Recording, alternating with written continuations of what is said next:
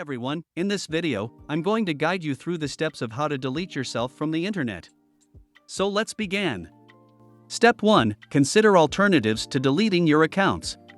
You can change your online name or use a different email account from your normal one. You can also delete all your tweets instead of deleting your entire account. For dealing with stalkers or defamatory information, contact a legal practitioner for advice in your jurisdiction. Step 2. Google yourself to find out what information is available to others.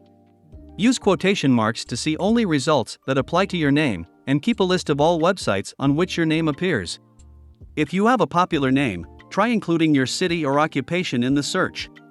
Step 3. Contact Google to have your information removed. You can request that Google remove your personal information from their search results.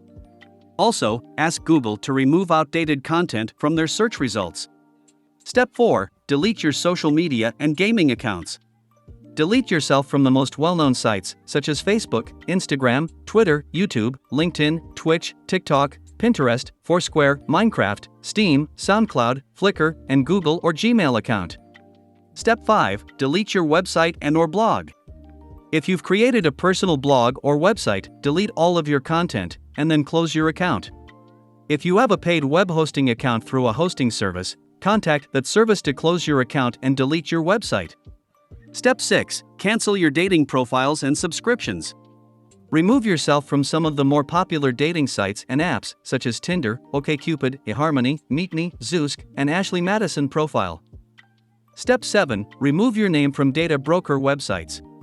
Delete yourself from various people search websites such as Spokeo, Instant Checkmate, Intellius, and Family Tree Now. That's it for today's video. Remember, deleting yourself from the internet might not be the best solution.